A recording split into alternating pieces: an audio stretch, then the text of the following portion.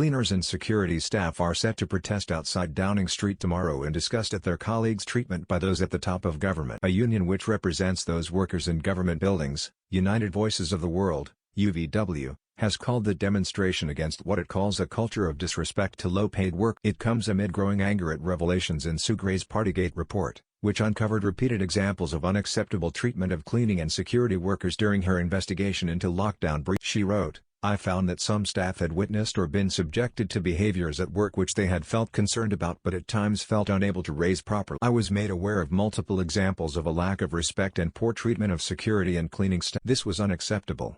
The report, which has led to 4 Conservative MPs calling on Boris Johnson to resign today, spelt out in grim detail the scale of rule-breaking inside Number 10 during the COVID. Staff members drank excessively at the Downing Street Christmas party on December 18, 2020. And a cleaner found red wine was spilled on one wall the next morning, the report said. The UVW said it was protesting against the culture of disrespect towards low-paid workers, such as cleaners and security guards, in government buildings and offices across London. General Secretary Petros Alia explained, "We are not in the least bit surprised by the revelations in the Sue Gray report. We have thousands of members who work as cleaners and security guards, and these workers face disrespect and discrimination on a daily basis in offices and government buildings across London. Not just in Down. It is outrageous to have rowdy and illegal parties during the pandemic but to then expect cleaners to mop up after you and to pay them, as well as porters and security guards, poverty wages and deny them full sick pay as a." Most of the cleaners and security guards out there are ethnic minority workers, black,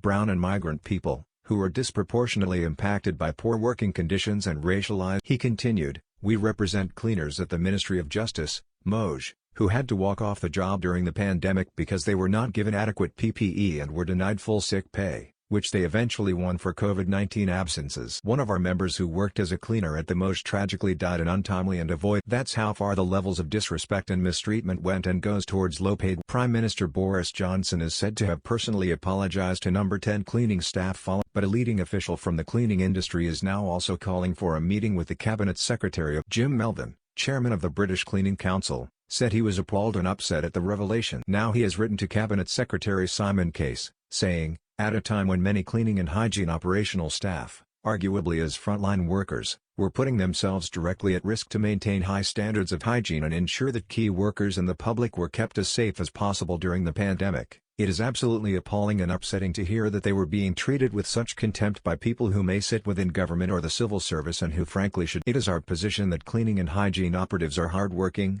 professional and deserve to be respected in their vital work, just like anyone else and certainly how the people concerned would expect to be treated. He continued, "For further clarification and information, in some parts of the cleaning industry, the demand for increased standards of hygiene during the pandemic has combined with severe staff shortages to drive many colleagues close to what cleaning staff need is support and recognition from the government and civil service, not to be treated with any level of disrespect."